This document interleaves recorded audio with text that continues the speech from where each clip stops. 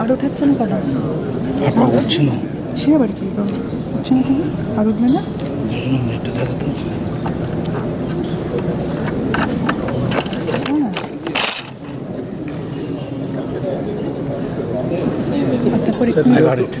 We should take it inside, sir. We'll get background, these people's voices. খালি ওদেরই থাক, ওদেরকে আমি তোলা বা সাইড এই সাইড থেকে করে আর তারপরে এখনই তো এটা কী হচ্ছে কে দাদা? ব্যাপার হচ্ছে তো লাল বাটন রয়েছে তো।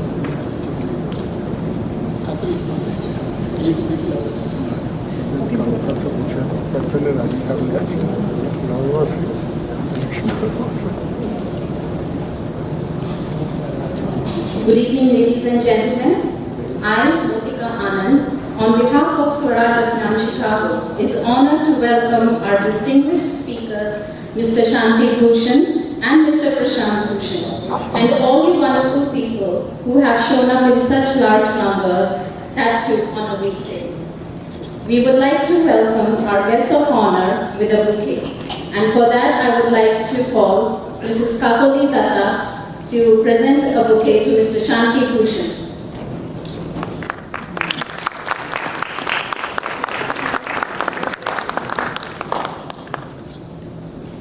And now I would like to call upon Mr. Swaraj Datta to present a bouquet to Mr. Prasant Bhushan.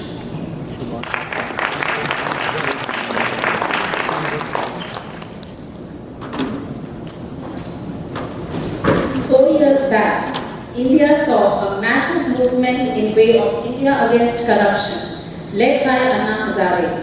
From that movement, a political party was launched, amongst whose founder members was Mr. Shanti Bhushan and Mr. Prasant Bhushan. In 2015, however, they, along with few others like Yogendra Yadav, parted ways with the party when they accused the party leadership of moving away from the founding principles of zero tolerance for corruption, transparency, Swaraj, or political decentralization, and compromising on its ethics. During the movement and later to establish the political party, huge amount of people from around the world had come together to support it with hope of changing politics. But with a split in Aam Aadmi Party and disillusioned by its utter failure to provide alternate politics that it had promised, several people went back to their mundane lives, but many did not want such collective energy to diffuse and wanted to use it to continue the fight that had been started. This helped in continuing the movement by way of a non-electoral political organization, Swaraj Abhiyan. Today, Swaraj Abhiyan has 4 committees: Jai Kisan Andolan, to fight for the rights of farmers; Shiksha Swaraj, to bring reform in education sector; Aman Committee, to spread harmony in various communities of India; and Anti-Corruption Team, to fight against corruption. Swaraj Abhiyan's Jai Kisan Andolan has been fighting for the rights of farmers and the relief for people in drought-hit areas in India in over 12 states. Swaraj Abhiyan's recent PIL in Supreme Court that was well presented by Mr. Prasant Bhushan has ordered the central government to provide the relief to the people in 12 drought-hit states that it was obligated to do but had not done.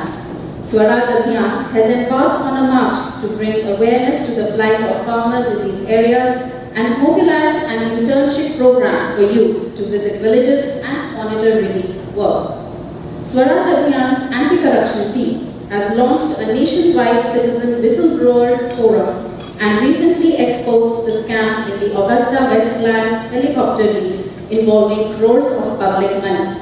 Swaraj Abhiyan is committed to serve the country in these various ways and is trying for people to be more participative in the democracy than just be passive voters once in 5 years. Citizen engagement and making them aware of not only their rights but also how they can engage in making the governments accountable and demand transparency in all aspects of governance. Swaraj Abhiyan is all out to involve Indians in managing and governing India. Our speakers today are no strangers to being in news for their war on corruption and have rightfully been termed as anti-corruption crusaders. With such huge illustrious career as lawyer and activist, it is impossible to summarize the work of Mr. Shanti Bhushan in 5 minutes. From fighting the case that unseated the then Prime Minister Srimati Indira Gandhi in 1975 for election malpractices, and as the Union Law Minister bringing in legislation restoring fundamental right of citizens that had been taken away during the years of the emergency, to setting up Center for Public Interest Litigation, a non-government organization with other eminent lawyers that conducts litigation on matters of public interest. The list is endless. Mr. Shanti Bhushan has been quite vocal about corruption in judiciary and has been pushing for accountability in Indian judiciary also, and set up a campaign for judicial accountability and judicial reform. I would like to call upon him to share some thoughts with us. Mr. Shanti Bhushan.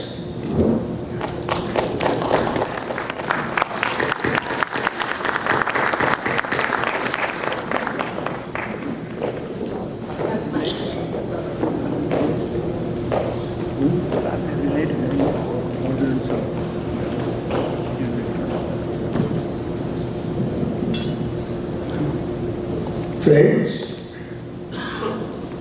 it gives me great pleasure to get this opportunity to talk to you this evening about something in which my heart strongly believes.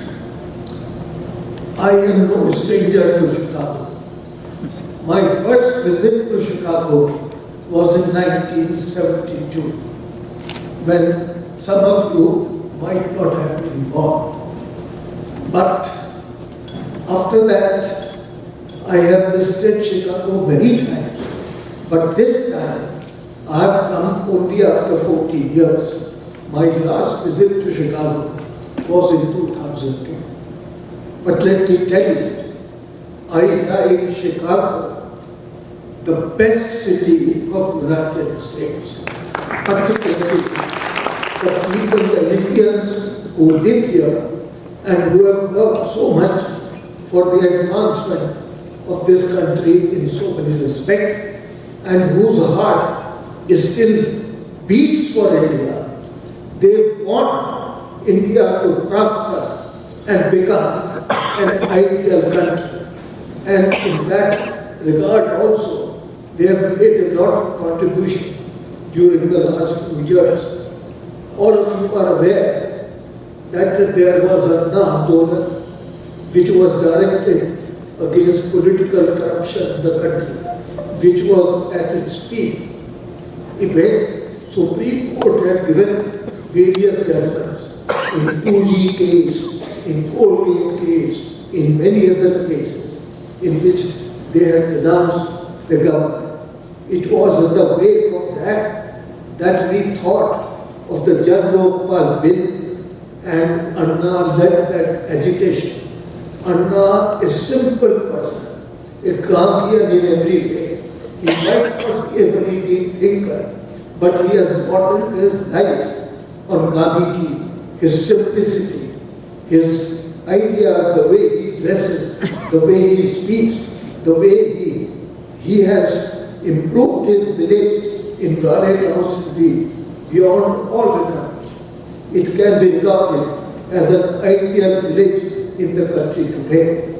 There is a lot of contribution which are now made, and his personality had impressed the people so much that Anna Andolan swept across the country.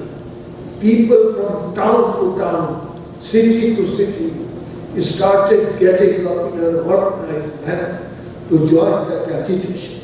And it was such a great success that it was within a few days that the main demand of Anna, namely a joint drafting committee of the government and Anna's representatives should be formed to draft the Lokpal bill. And that committee was formed. And I happened to be a co-chair in that committee along with Pranab Mukherjee, who was the chair. And we worked for a long time. But later on we found that the government's intentions were not good.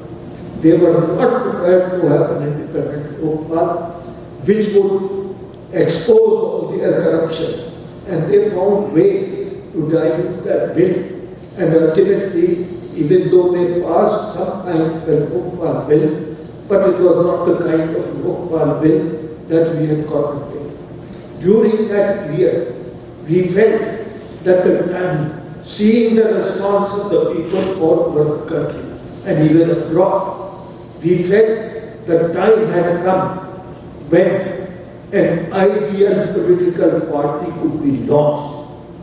An ideal political party which would show to the country what ideal politics is. And we had conceived of the Aam Aadmi Party with that thought.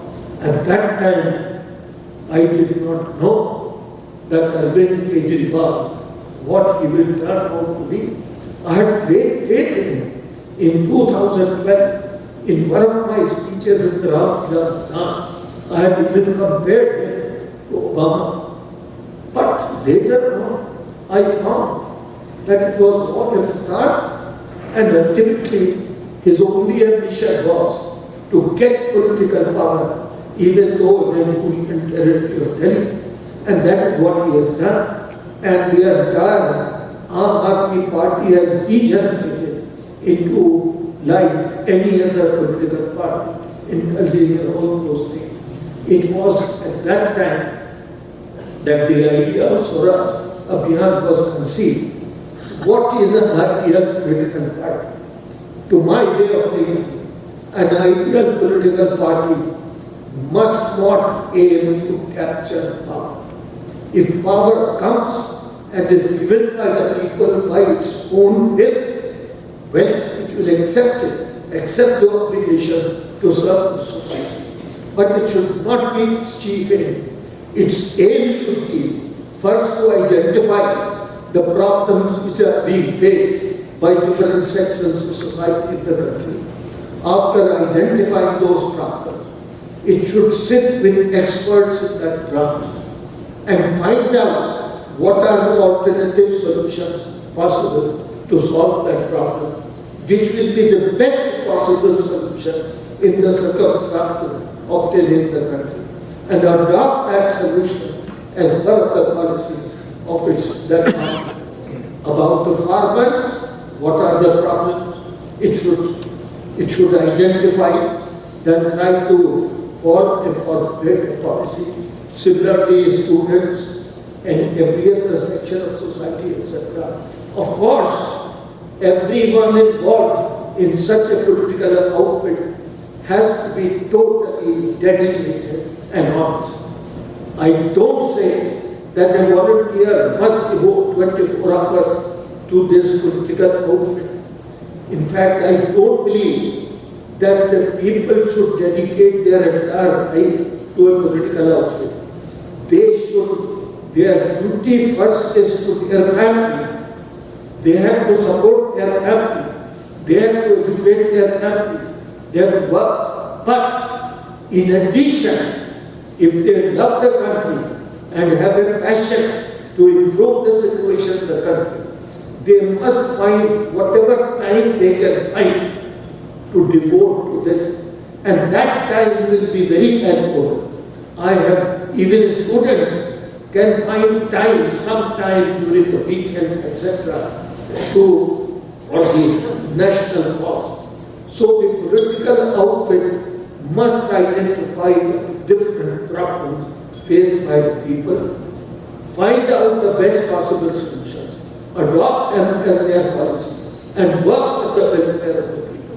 That should be their chief aim, not to capture power. Incidentally, if people feel that these are the people to whom power must be entrusted, they must work as treating it as a sacred trust reposed by the people in them. They should not think of any advantage for themselves. They should think it's an opportunity for them to serve the society, and that recognition by the society would be enough reward for all the work that they do. This is the kind of outfit that I have been dreaming throughout my life, and I fled in the wake of an earthquake. that we could form a political outfit of this kind. I hope Swaraj Abhiyan is already taking moves. It has done a lot of work for farmers. It filed a petition to the Supreme Court and secured beautiful orders from the Supreme Court for the drought relief, etc. So there are so many ways to work and so many ways the agitation, the Anna Andolan succeeded because it was based on total discipline.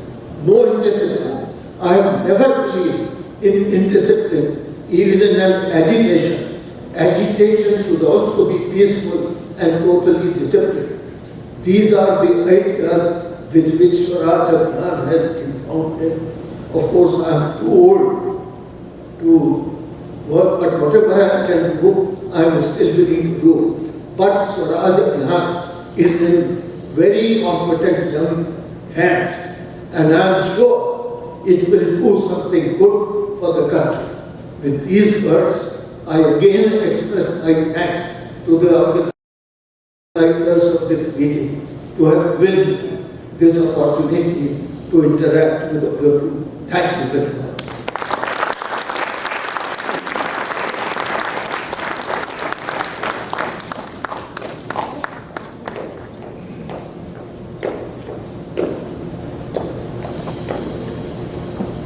Thank you, sir, for sharing such inspiring and insightful thoughts. We all had hopes with Aam Aadmi Party, but things happen. Ladies and gentlemen, you can see visiting. So they would control the appointment of the Lokpal. Then on the removal of the Lokpal, they said that the Lokpal cannot be removed except eventually by a majority vote in the assembly, which means that the removal of the Lokpal was also controlled by the government, by the Delhi government. Then they did not provide for any financial independence of the Lokpal, nor did they provide for any independent investigative machinery of the Lokpal.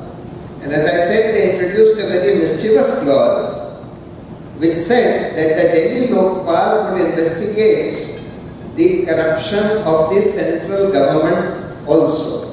Any corruption which takes place in Delhi, and that since the central government is housed in Delhi, would also be investigated by the Delhi Lokpal. Now this was totally contrary to the Lokpal and Lokayukt scheme that we had formulated in our Jan Lokpal bill. In that of the total land area of Gujarat, today it irrigates only 1.8 lakh hectares, which means only 10% of its projected irrigation, which means only 1% of the total irrigable area of Gujarat is being irrigated by this one project, which has swallowed up 90% of Gujarat's irrigation budget for the last 50 years. So instead of being the lifeline of Gujarat, it's the curse of Gujarat because it has prevented money being spent for what is known as rainwater harvesting or micro watershed development. If only 25% of this money had been spent on micro watershed development, every inch of Gujarat would have been irrigated by today.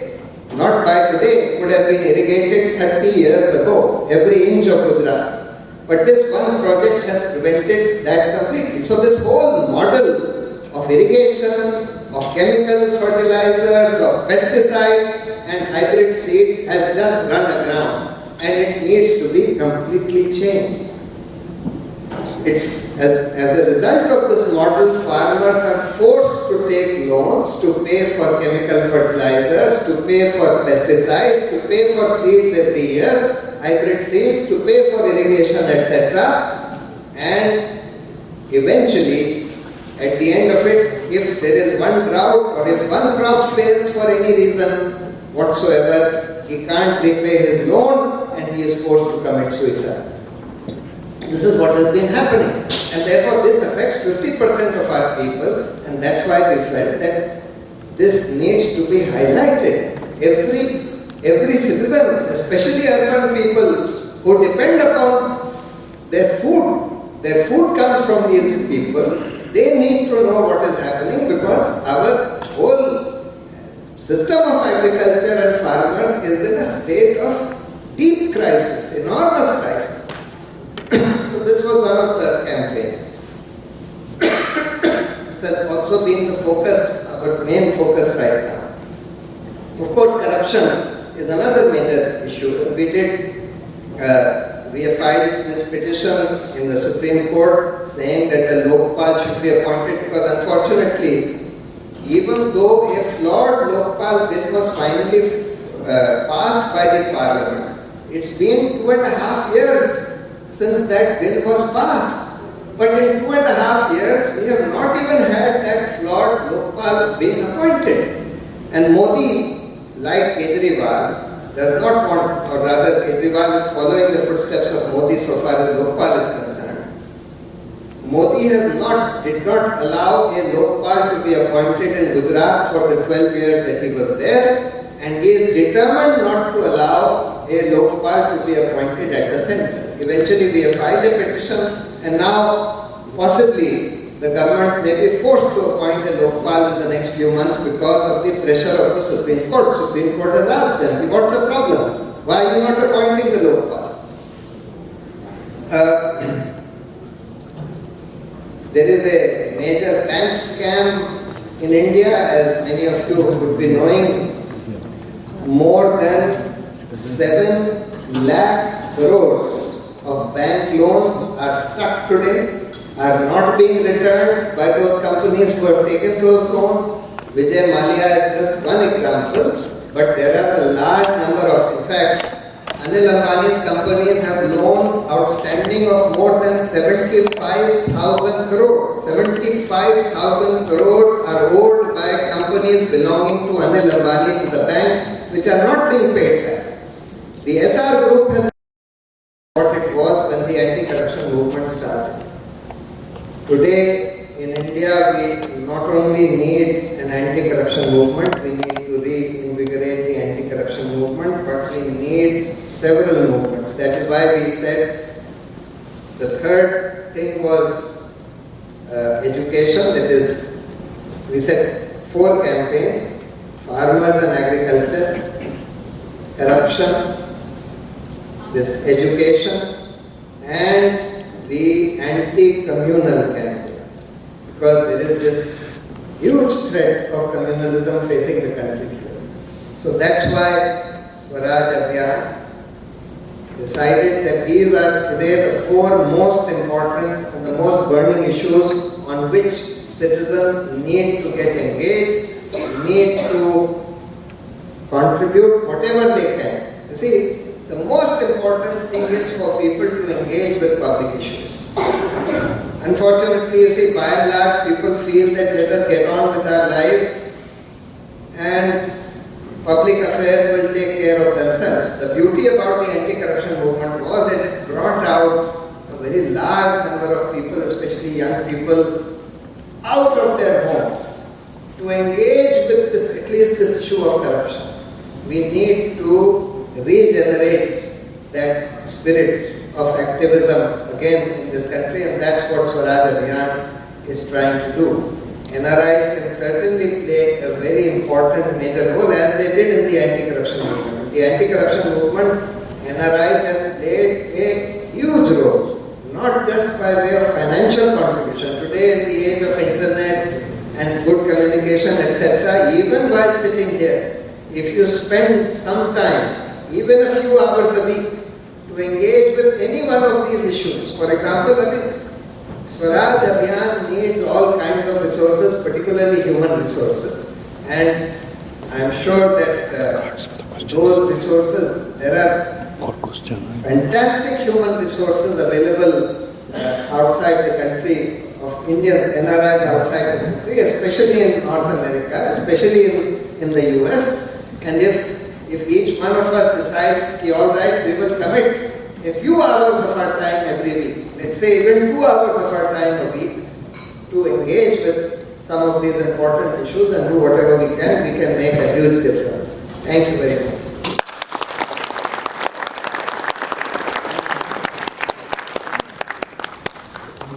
Sorry, I exceeded my time enormously.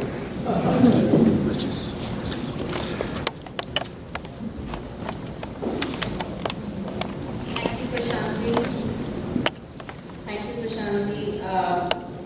I actually had a lot of questions that you covered in your speech. Nonetheless, I will start asking the questions now. If anyone has still not given their questions, I will request either Navedu or Kakuli to collect those index cards.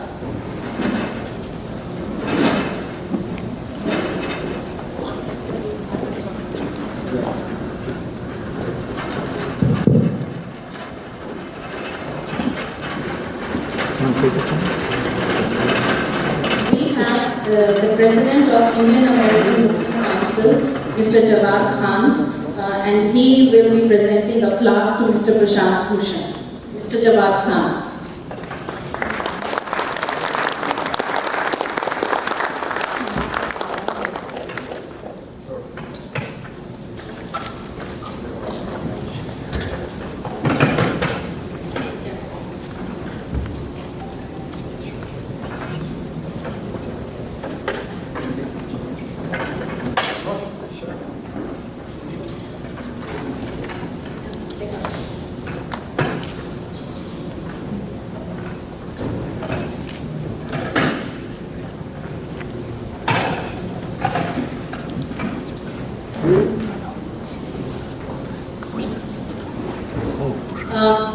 We don't have much time left, so I will just request, I do have these questions with me. I will try to ask them as quickly as possible. Can someone take a question from a gentleman at the back? And I would also request people to not get into lengthy conversations or arguments because we would like to wind up all these questions. I received some questions via the RSVP form. I will start with those. I think Mr. Prasant Bhushan has already answered this, but just because it's here, I'll ask again. Where is Kejriwal heading to? So Kejriwal has become a regular politician like Mayawati, Mamata Banerjee or anybody else. Except that he is younger, he is cleverer than most of them. And he has a very good understanding of media and how to manipulate and use the media, especially the social media. So in some ways, he is more effective but more powerful than many of these other older politicians. And he is going to use all the means that those other politicians use in order to sort of try and gain power or remain in power, etc. But he's also getting exposed slowly. But of course, I mean, all these politicians, the way the country functions, actually one of the problems is that it's unfortunately only these parties or these kind of parties in the present political system in the country, parties which have enormous money, which are willing to use any kinds of means, who are totally amoral, unethical, etc., who seem to succeed. And this is what Kejriwal is also going to do. So he is going to be around for some time to come as a regular politician like other politicians, except that he is younger and cleverer than many. Second question, this is very typical of us NRIs. We are so far away from our motherland. We might not be in the know of all the current events happening in India. And this is another question that this gentleman wants to ask is, why there is no noise against Honorable Prime Minister who promised to bring Kala Dhan in 100 days? No, there is noise, but the thing is that they say among the blind the one-eyed is king. So Modi is still sort of relatively speaking, the most popular amongst the mainstream national leaders, because the other leaders seem to be having even bigger flaw, except K. Modi has this other major flaw being communal, communal fascist, I would say. But so far as corruption, etc. is concerned, other people are seen to be even more corrupt, the Congress and so on. So therefore, there is some noise, but that noise gets drowned by this fact that, look, amongst the available ones, he is slightly better. So he still continues to be number one among the leaders in terms of popularity, though his popularity has come down quite sharply after the last Lok election. There is long-term plan to connect rivers, but what about immediate action? I think this is regard to the water shortage that India is facing. Yeah, see, connecting rivers is not a solution. In fact, the view that by connecting rivers you can solve the problem of drought and floods, this is a very easy, facile, popular view. It's easy to think of it, look, if all the rivers were connected, we could divert water from the rivers which have excess water to ones which have less water. Problem with this is that firstly in India, rivers are in flood at the same time or in drought at the same time. So therefore there isn't, very often, usually there isn't a situation where one river is in flood and the other has no water or very little water, etc. Secondly, connecting the rivers involves enormous changes in the topography, in the ecology. You'll have to displace a very large number of people, you have to cut a lot of forests, you have to spend a lot of energy because water has to be taken up. The whole river has to be taken up in many parts of the country, and therefore this whole interlinking of rivers plan is not going to work. Even the first link which they are trying for so long, that has run into a lot of problems. So that's not a solution. The solution is rainwater harvesting. If we just concentrate, I mean just as this Modi has said, Swaraj Abhiyan, he should really run a campaign, the government needs to run a campaign on rainwater harvesting both in urban as well as rural areas. Rural areas mainly for irrigation, urban areas mainly for drinking water. That's the easy, simple and quick solution to this problem. There are two more questions which I think you have already covered in your speech. So I'll just read the questions just because they were submitted, but it's already been covered. Future roadmap for India. What is Prasant Bhushan's interpretation of whatever is happening in India right now and its impact on Indian politics and economy in general? Please share the story from the days of Anna movement all the way to formation of AAP until the day of Bhushan's involvement with India in Europe and the world. So we've pretty much covered that. I have another set of questions, and these questions have come from a very, very dedicated ex-Aam Aadmi Party volunteer who is now with Swaraj Abhiyan. Just to let everyone know, we had extremely selfless people who probably did not even sleep and worked relentlessly day and night. They gave it all, they worked so hard, split in Aam Aadmi Party to see the hope of alternate politics flash so hard. Lot of people fell ill. In Chicago itself, 911 had to be called because people had taken so very ill. A lot of people had to go through a lot of trauma. Some went through surgery also. So it was a very, very traumatic event that happened last year. And I would like all of you to have some kind of compassion. And these questions that I'm about to take up have come from these kind of volunteers who have given their all since 2014 to 2015. The first question is, a party that Shanti, Bhushan ji and you formed, you should have been the one to throw out Arvind Kejriwal. Did you try to expel Arvind Kejriwal from Aam Aadmi Party?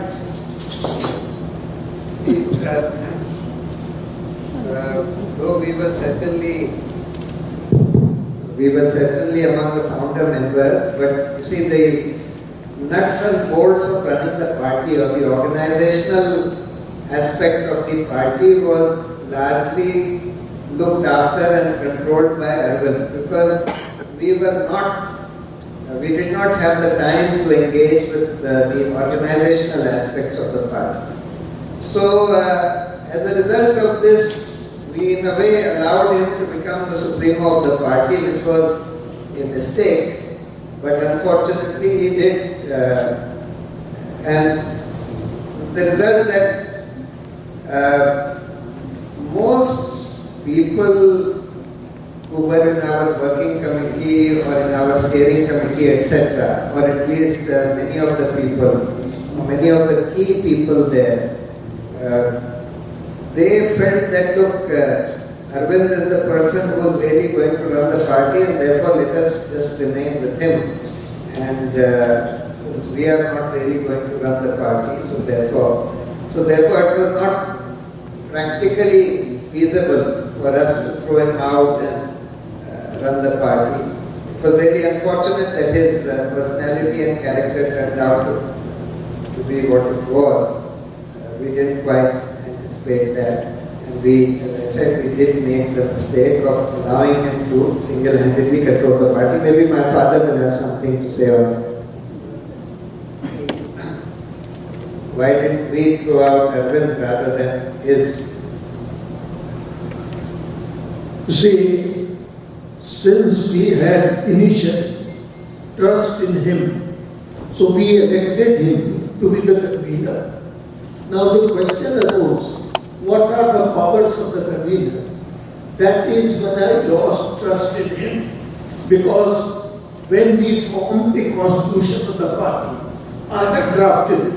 So I had conceived the position of the president, like in other parties, given special powers to the president. So when this was discussed, Arvind said that then it will become a high, like the Congress, high command party. So don't put the president and give him a special power. Make him somebody else to convene the meeting. Let there be a convener. So convener's position was going to be only that for convening the meeting and then going by the majority of the views. But in a meeting, when the question was whether the party should contest elections in Haryana, and the meeting was taking place somewhere outside Delhi. So even if some of us decide to go into electoral politics, the reason for wanting I have no desire to get into electoral politics, but wherever you go, people say that, look, we have no option, we have no alternative, why don't you provide us with some decent alternative of an honest political party whom we can vote for. Therefore, there is certainly a need for an honest political party which practices alternative politics. And to the extent that I can help in forming such a political party, just as I tried to help with the formation of Aam Aadmi Party, which unfortunately ran aground that whole experiment. But if we can do something which really gets us a vehicle for alternative politics, I would be quite willing and happy to do whatever I can to help in that process. But in order to do that, we first need to set up proper, robust systems of transparency, accountability, democracy, as well as formulate our policies. Once we do that, thereafter we can think of, and then also we need to run some major campaign, like the anti-corruption campaign was a major campaign, which involved literally lakhs, perhaps even crores of people across the country. We need to run a major campaign for us to be seen to be credible players in electoral politics. Unless you have run a major campaign, you are not seen as a credible player. So we need to do all that before we form a electoral party. I think the second part of the same question will be how long it will take for Swaraj Abhiyan to form a political party. I think, in my view, it's going to take at least another year, if not more. It will take a year for us to do all this preparation. Otherwise, we run the risk of having the same kind of situation. Actually, democracy is the most important thing which should sustain a political party. At the present stage, Swaraj Abhiyan has constituted ad hoc committees in different states whose function is to enroll members and thereafter get elections done, and the elected bodies will take their place. After this process complete, and in every state, elected bodies have come into existence, that will be the time to form a political party and get interest in the election. How strong are we in organizational level? This is for Swaraj Abhiyan. As Swaraj Abhiyan, how strong are we in organizational level, especially at ground level? We still have lots of problems organizationally. We need some good human resources to look after the organizational aspects of Swaraj Abhiyan. We don't have enough people to look into, because we have the same people doing double, triple duty on many things. We need some good, capable and mature people to look after the organization. The people that we have currently to look after the organization are not adequate. We need someone. Many volunteers like me. This is a question by a very, very dedicated ex-Aam Aadmi Party volunteer who was practically one of the first persons to help establish the Chicago chapter of Aam Aadmi Party. Many volunteers like me who committed last 4 years of our lives in complete selfless volunteerism are feeling like orphans, disillusioned even 1 year after the split. What is your guidance to volunteers who are suffering with anxiety with serving both causes, Aap and Swaraj Abhiyan?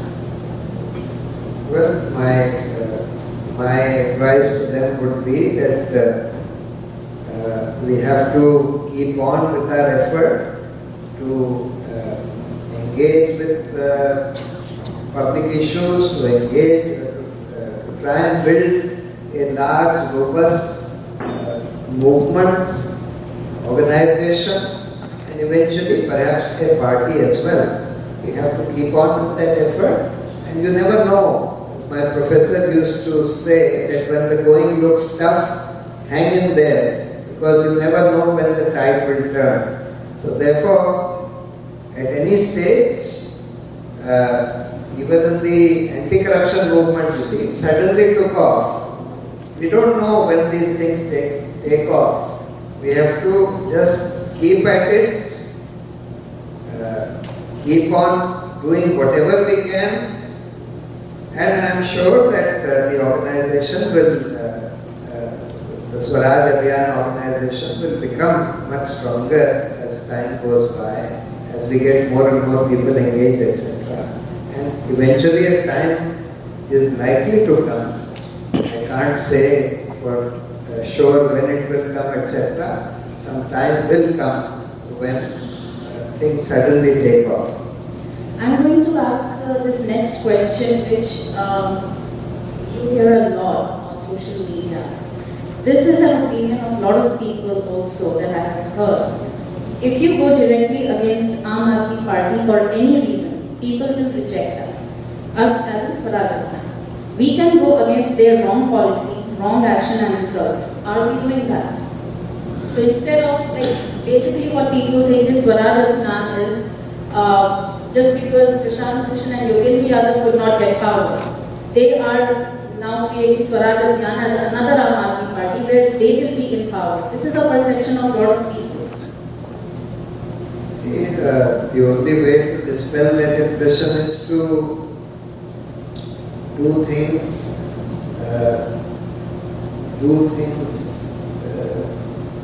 differently, in the sense that ensure that the organization functions democratically, with transparency, with accountability, formulate our policies, etc. And then, of course, there will always be motivated criticism, etc. One doesn't need to bother about that motivated criticism. Of course, Aam Aadmi Party needs to be criticized only when they do something wrong. Otherwise, there is no need to unnecessarily criticize them. But when they do something wrong, they certainly need to be, that needs to be pointed out. So in your speech you spoke about Kejriwal commenting on the river issue about Punjab. And I have a question regarding that. This is a very dedicated volunteer who was with Aam Aadmi Party, and now he's one of the most senior and very active volunteer of Swaraj Abhiyan, Mr. Lal Singh. I would like to know your opinion about the Indira Gandhi Award in the creation of Bikaner Canal, whereby huge amount of water is diverted to Rajasthan, while water table of Punjab has gone down to dangerously low level. From 25 to 30 feet to more than 400 feet, Punjab is on the verge of becoming desert. Rajasthan has no right under riparian law. If copper and marble of Rajasthan are its resources and not freely handed over to any state, so why should the Punjab's water be handed over to Rajasthan? No, Punjab already is getting quite a lot of water. It is not correct to say that Punjab is not getting, it gets a lot of water from Himachal. All these rivers are coming really from Himachal or from the mountain states which are flowing into Punjab.